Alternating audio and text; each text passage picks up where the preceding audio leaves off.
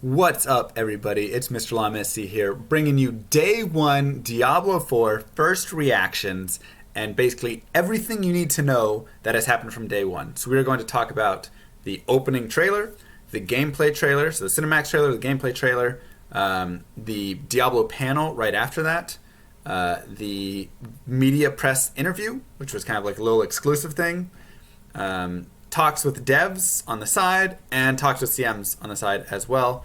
All the Diablo information that I have gathered from the event, I have brought together for you guys right now. So let's break into it. First reactions, cinematic trailer opens up. What a beautifully horrifying trailer that was. From just the breaking bones, the blood and the guts and everything. Disgusting, but so beautiful. When Lilith came through and then had the giant cape, I was just like shaking and just watching with my mouth just agape. It was gorgeous, and they weren't kidding when they said, like, this is not suitable for children. This game is going to be dark. Perfect, exactly what they needed to do. Starting off, perfect trailer. Loved it completely. Moving on to the gameplay trailer, I thought it looks great. Some people said they thought it looks like D3. I get to see a little bit of it, but I think the biggest difference is it looks darker, right? They've brought in grittier themes, they've brought in, nastier stuff, but the biggest thing is they've brought in just a darker look and feel, and we'll talk about the lighting in a second, because that is where you see it the most. From the gameplay trailer as well, in terms of combat, I thought the barb looked the best.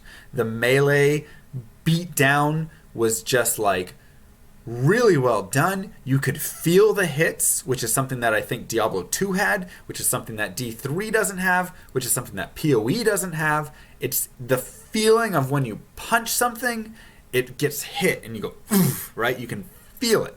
It's just, I can't describe it better than meaty combat, feeling each hit. That trailer had that. And so that's what I'm like super stoked about, because I love that. I thought the spell casting was a little bit off for the sorceress. It was like kind of slow maybe on the reaction or something. I don't know. It still looked good, but the melee combat looked really good to me. The leaping looked good. The werebear looked good for the druid. And so I'm excited to see how that moves forward, basically.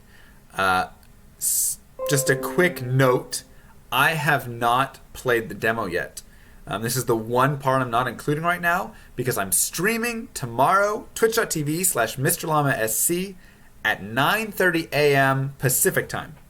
I am streaming the game for 2 hours, and we're going to get through as much content as we can.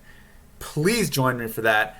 I didn't want to play the demo before then, because I want to have just my live reaction. I just want to be excited. I just want everything to happen right there, and for me to real time just go, or whatever it is, right? I don't want to do it before and then go to it and try and pretend I'm excited or I haven't seen it before or whatever, right? So no pretending. That's going to be the first time I play the game, and I am itching to play it.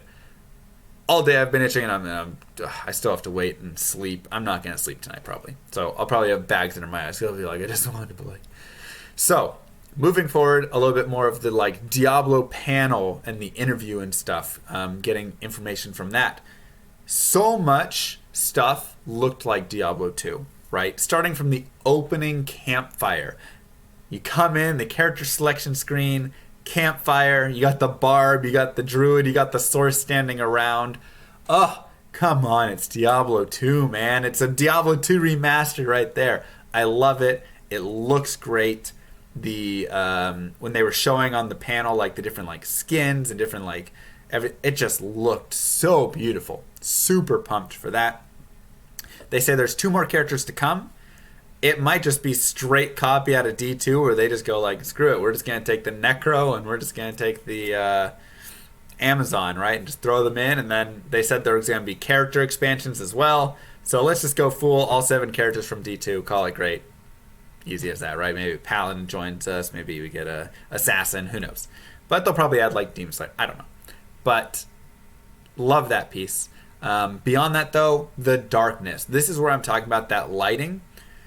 darkness in Diablo 1 and Diablo 2 plays such a key element. It's the darkness in areas that you are not that makes the horror, that makes the spook, that makes the feel of those games feel like they do. And that's where Diablo 3 fails. When you're in Diablo 3, everything's just lit up. There's light applied to the entire scene as opposed to light applied to that torch in the corner. Light applied to just around your character, things like that. In Diablo 4, they're going back to that idea. They're going to have darkness in the corners and stuff where you're not at. If you light something on fire, it's going to light around it. All of the good stuff that makes lighting and darkness really important in a game. That gives me a lot of hope for getting back to darkness. Returning to darkness. Hashtag returning to darkness.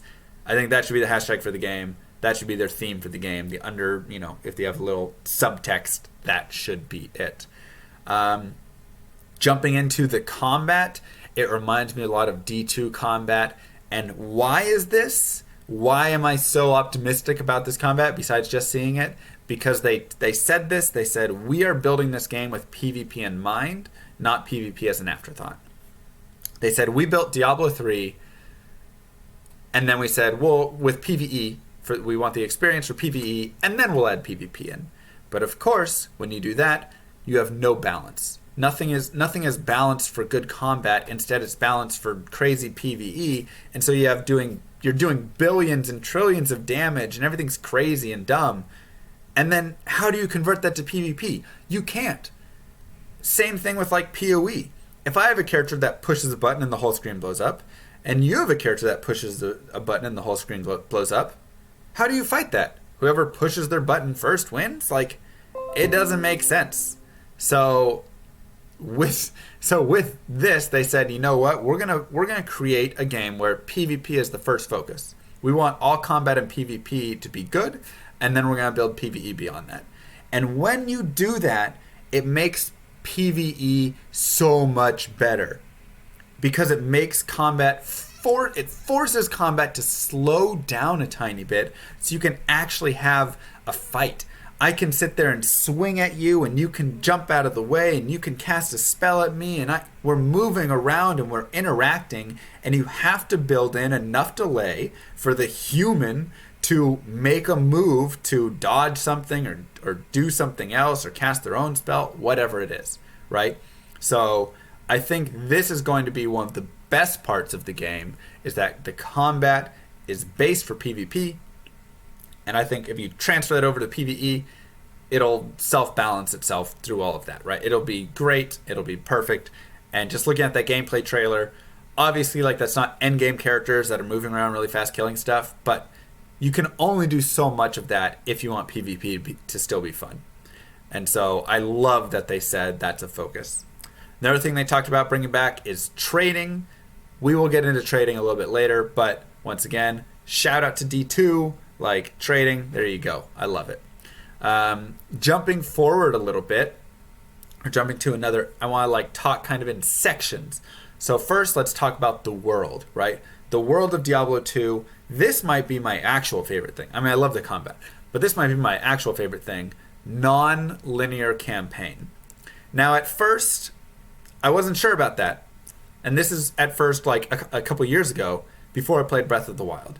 Then I sat down and I played Breath of the Wild, and I thought, this is weird. Like, I need my story to just say, go to this dungeon, go to this dungeon, go here, do this, and just progress through. But then when I played it, I was like, holy cow, this is so fun. I can go whenever I want to any of the dungeons and kind of like work my way through this area of the map that has this theme to it, and stuff kind of like integrates and works well together in those areas. Take what you get there and use it in the other dungeons. Like, it's really cool. And by creating your own path and your own story, like, it had enough direction, but it allowed you to really customize how you played through the game. And I think that is really beautiful, and I loved it. Absolutely loved it in Breath of the Wild. And so when I remember even having the thought, one time I was like, if they created a Diablo game where you could do all of this, and the shrines, in Breath of the Wild were like waypoints, and you could kind of go around, like, that would be great. And now they announced non-linear campaign open world, and I'm like, that's it. So I'm super excited for that. I think that's going to actually be amazing, and is a really good like take on it. It's a really good new idea, but, and this is nice in my opinion, they don't want it to be like an MMO. They said they want to make sure that there's focus on ARPG. They want to make sure that there's a focus on feeling desolate and despair and kind of lost in this world, and not just surrounded by friendly people and, oh, there's 50 of us killing this monster, all, you know, and we're moving around together through the map. They don't want that. And I think that's great. I think this will be much better to play through by yourself in these areas. Maybe party with a couple people if you want, but like, I love the idea of it not being an MMO. So I'm all on board with that as well. That being said, if you watched any of the gameplay trailer, or some of the demo, you saw there was a group fighting a boss. So those are called world events, it sounds like. And basically, I saw like 12, 13, 14 people in there. So it looks like the numbers around that. So you can go to like a specific area and do a world event. And when you do, it'll like pin it on the map. And I think this is for everybody. So everybody knows a world event's going on. They can all meet up in that spot on their own maps, I think. And then you go into like an instance where you all fight that boss. And then I think you go back to your own kind of world sort of thing. It also felt or sounded like it's going to be kind of like PoE, where like you can see people in a town to trade with and stuff, but you won't see it once you get out of the town, right? Once you go into the world, you're going to kind of be more on your own. There's not going to be a lot of people all around. Once again, in love with it. I think it's great. All about that. Loot system really fast. They said it's going to be individual loot, but you can share loot between your party. So I can drop something for you. You can pick it up, whatever. But each person is going to get individual loot. I kind of like Diablo 2's like sniping over each other and stuff. Some people really hate it. I understand why. It's kind of like jerk loot system, but it's kind of funny, you know. So I don't mind. Loot system individual, that's fine. As long as I can share loot, you know, that's good enough in my opinion. The engine itself is actually a new engine built from the ground up. A lot of people thought it was the D3 engine, but it's not. It's its own new engine. As I said before, I think it allows for the vertical scaling. So you saw like the barbarian climbing up when he was going to fight that sorceress. You can leap off of like a higher terrain onto a lower terrain. You can teleport down it. So adds in kind of the vertical piece to the game as well, which I think is really cool. And then additionally, there's going to be like weather now in the game, day-night cycles. Once again, Breath of the Wild, rain, and you know, stuff like that. And there's like things that can affect it. Like the druid can cast different spells, cataclysm, whatever, to make it rain, to bring the clouds about, to create tornadoes, right? He can actually affect the weather in the game. And that weather will have an effect on the look of the game as well. So if there's lower ground, puddles will form in the lower ground. If there's monsters and your character in the rain, they're going to get wet and be kind of dripping, and then they'll dry off as they go inside. Really cool. I wonder if that's only going to be cosmetic, or if they'll actually add things in that will be affected by the weather. Because in my opinion, if you're going to add all of that stuff with the weather, you might as well add some stuff, kind of like Breath of the Wild, once again going back to that game. When it's raining and you're climbing, you're going to slip. When it's lightning out, if you're wearing metal, you can get struck by lightning. Like, things like that I think are really cool, and so I'd be interested to see if they're going to add any of that stuff in. Also, since you have such a large world, they're now bringing in mounts, which I think is going to be super dope. Because, one, you need it for open world travel, just to make it faster to move around, travel between it. To me, that also says if you're going to have mounts, you're going to be limiting movement speed somewhat, which is great. Because once again, and some of you guys love super fast-paced, you know, zipping through, right? D3, you just like rush all the way through the instance or the rift. PoE, you just run around the map and complete the whole map in like, 10 seconds, whatever. I like where it's slower combat. I think it's more meaningful. I think it's better. I like when things are slowed down a little bit. I think the games have gotten too fast. Maybe I'm just old, but I think games are a little too fast. I love when they slow down. So to me, if you throw a mount on, you're now saying that like characters should move slower than the horse, right, than if you're on your mount. Otherwise, what's the point of having a mount, essentially? So to me, that has that kind of like hidden text. But additionally, what's really cool about the mount is they actually are going to have interaction. So one, you can have interaction of like dismounting skills. My character can jump off of the horse and like leap off of it as I'm riding by. I can like, turn into an ice nova as a sorceress as I like slip off the horse and like ice nova in this path that I'm jumping off of, whatever. Super cool. But additionally, you can also customize the gear on your horse to change up, like, oh, different horseshoes have different properties. This, now he runs faster, now he's more armored, whatever it is. And then I think your gear that you wear as well can also have effects on your mount. So it seems like they're trying to include mounts in combat more, and that just kind of opens up a lot of cool things. I love that idea. Gives more to the world itself. Jumping into itemization, there's a lot of stuff to talk about here. The first one is Runewords are back. Hey, jump back to D2. I love it. The first big change, though, is there's not set runeword recipes. You don't have Enigma, Jaw Ithber, right? And you get teleport skill and +1 skills and magic find and runwalk, right? It's like a whole separate thing from what the runes are. Instead, they said crafting with runes or combining runes is going to be creating your own kind of rune words. So my guess from that is if I have something that is, this rune gives 30 to cold res, this rune gives 30 to light res, when I put them both together in the same rune word or the same sockets, whatever, armor, it's also going to give +1 to all skills, right? So you get both the resistances and +1 to all skills, but only when these two runes are next to each other, sort of thing. That's my assumption for what they mean by like customize and build your own rune words, and I think that's dope. Once again, more customization is better. It allows for more creativity. It allows for you to make cooler characters that are different and unique. And I love all of that. Something D3 was definitely missing.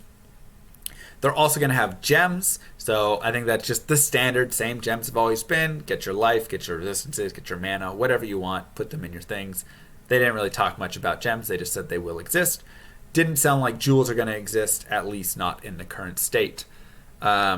Talking more about items of you kind of like tiers of items.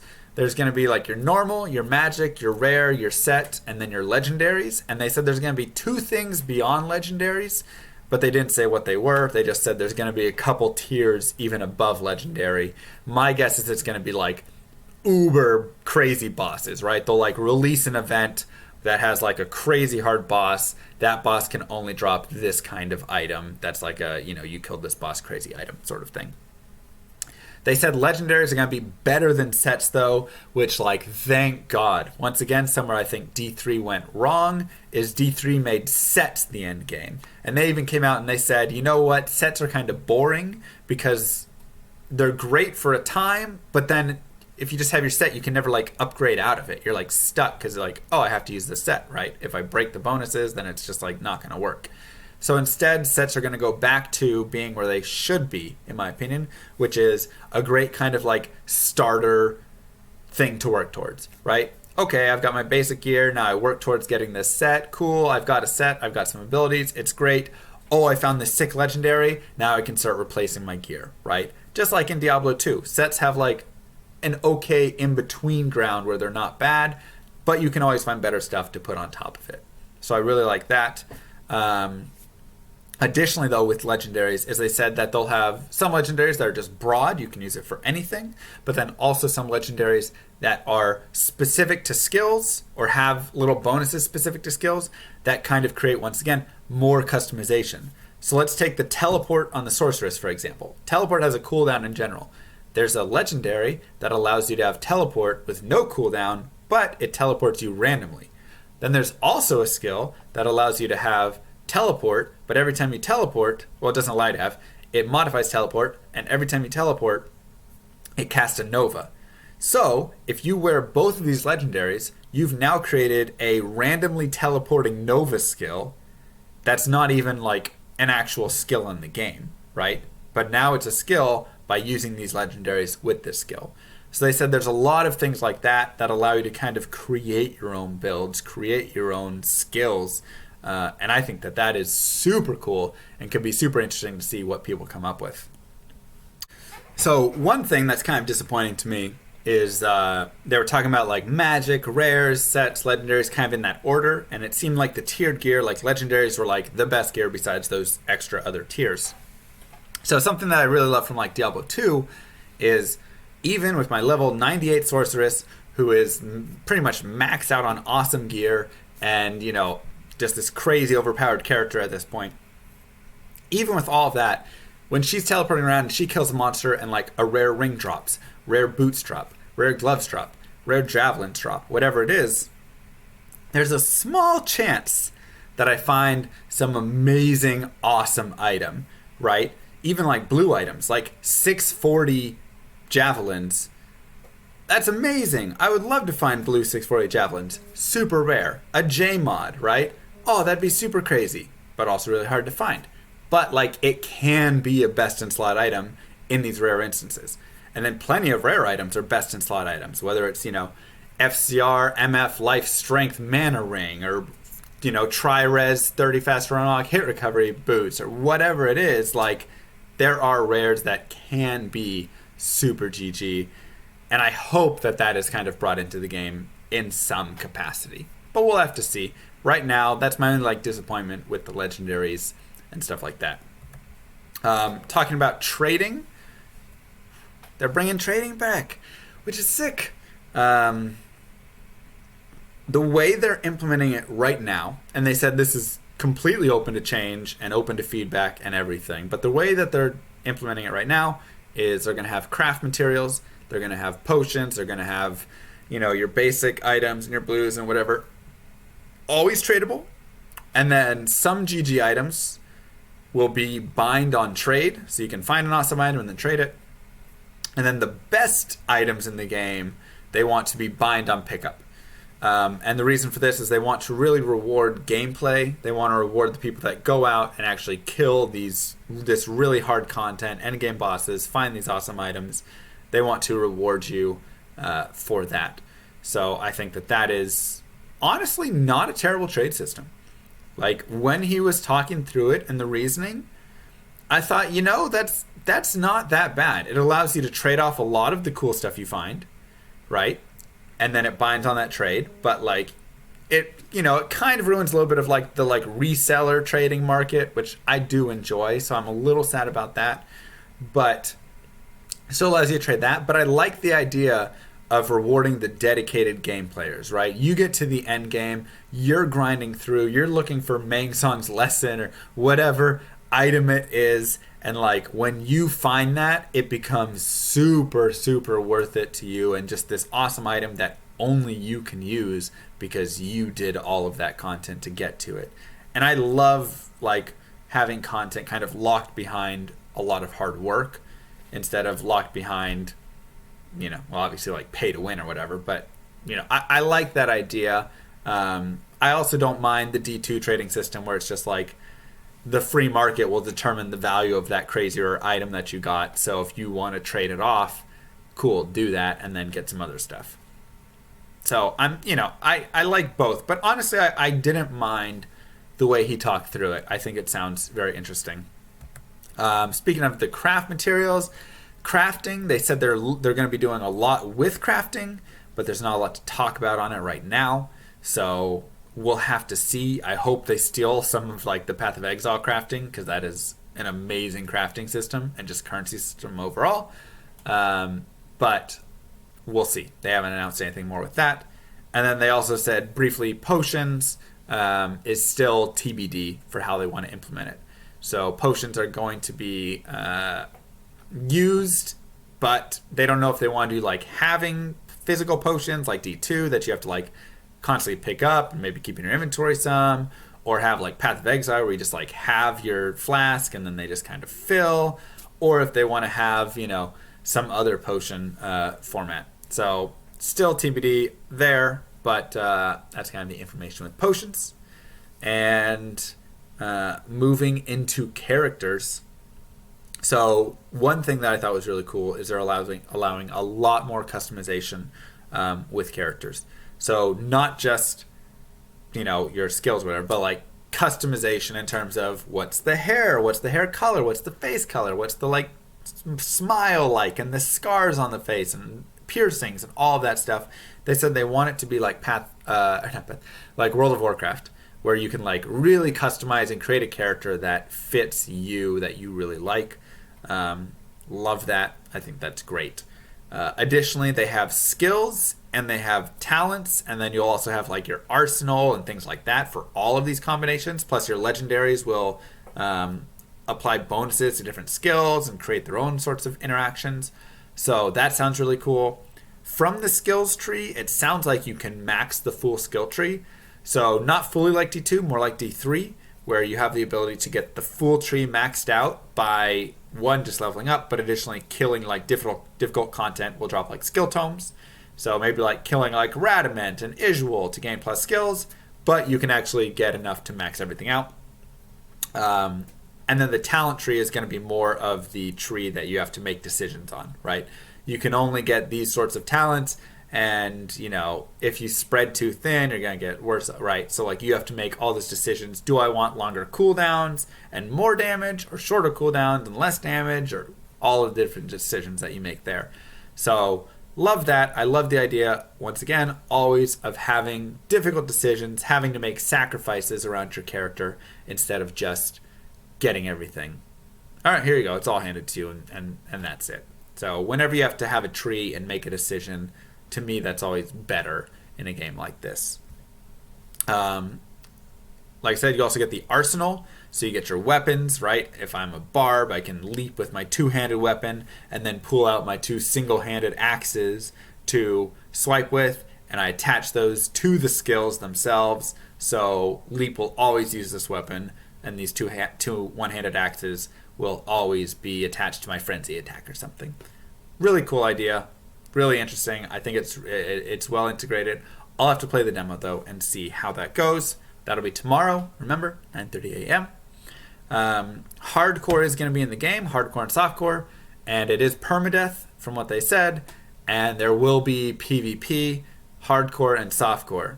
Now, for that, you have to like flag in, so you can't just get TPPK'd or whatever, it sounds like. But if you flag in for hardcore dueling and your character dies, it sounds like it's permadeath from that, which I think is really fun and brings like another crowd into Diablo again, right? The crowd that kind of existed more in D2, and then I don't think as much of that went to like D3, right? That was something that was missing overall.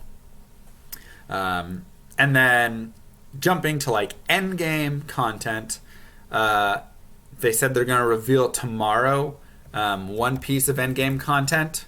So we're going to see what that is. Something they did talk about today a little bit, though, was key dungeons. They said that's kind of like greater rifts, but they want variety. They don't want to just have bail runs, to just have greater rifts, to just have whatever it is where you just repeat the same content over and over and over again. They want to have variety. They want to get you going to different dungeons, different zones, fighting different bosses. And so they're going to talk about one of those or another one of those tomorrow.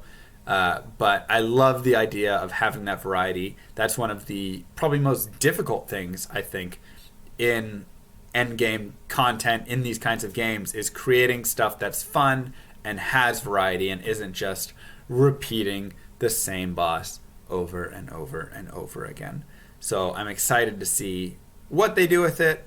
I think that's going to be one of the most difficult areas, though. So we'll have to really watch and see what they're actually going to build into the end game for it. They did talk about like wanting more experience in the leveling process than Diablo 3, but still having like a max level, unlike in Diablo 2, which like technically has a max level, but like nobody really hits 99, and it's just kind of this like whatever thing. So it seems like in Diablo 4, you're going to get more experience on the way to 40 and have like more stuff to do on the way, but then when you hit 40, you'll still have plenty of like endgame content beyond that. So it seems like they're trying to create a mix of it. They also want to have something like Paragon, but not Paragon, right? But they want to have something that rewards you for logging in and playing, even if you don't find any good items in 2 hours. So they're looking at what it is. Haven't announced anything around that yet either. And the last thing that they did briefly mention that I want to talk about is they said there will be clans, and so I'm curious to see kind of how that plays out. How interactive can I be with my guild or clan, and how much can we party up, and all of this stuff. Yeah. So Diablo 4 going to be released for PC, Xbox One, and PS4. I think it's being developed for all of those at the same time. Co-op for console, 2-player co-op is the current thing that they're developing for. No co-op for PC, or local co-op, I should say. So no local co-op for PC, but local co-op for console. Game is always going to be online, so unfortunately, I mean, I feel like that's every game nowadays, though. No offline single-player mode. Kind of sucks, but, I mean, like I say, that's just the way of the world at this moment. So, we can have that, and then no scheduled release date, not soon, not even Blizzard soon, is their quote. Probably the most disappointing thing of the day. For somebody who has waited 20 years for this, basically. Now I gotta wait a few more, it seems. So my guess is 2 to 4 years, probably 2 to 3 years. I would guess around 2021 spring, 2022 spring. Is that, let's see, it's to 19, so to 20 to 21. Right, to the 19. So yeah, we're in the 20s to 20. So probably like spring of 2022. That's my guess right now. But they have a playable demo. They have the engine. They have a lot of good ideas, it sounds like. So maybe that'll speed up at some point. I think they just don't want, they never want to overpromise, right? So they're being extra cautious with that. So we will see. I am hopeful regardless. I have to just say they came out and they blew it out of the water. They did a fantastic job. I am extremely proud of the Diablo devs and the Diablo community. Just that team, because it sounds like they really listened to what people had to say, right? It sounds like they read the forums, they read the comments, they heard what we cared about, and they're trying their best to implement all of that in Diablo 4, and I'm hopeful for the game. I didn't know if I would be coming into today, but I am hopeful. Obviously, all of this can change at any time. There's still multiple years for things to get scrapped and changed and added and whatever, but as of this moment, I am very excited for Diablo 4. So I hope this was helpful and informative. I hope that you guys were able to get a little more information from this video. And I will see you guys tomorrow for the live demo at 9:30 a.m. Pacific. And then there's going to be more discussions after that. There's a great panel afterwards where they're going to talk a lot of the systems and stuff. I'll probably upload another video that has more explanation on stuff that they talk about, like some of the things I mentioned today, the endgame content they're going to talk about, and whatever. So, anyways, thanks for watching, everybody. Twitch.tv/MrLlamaSC is where I'll be streaming that. And yeah, have a good one. Peace.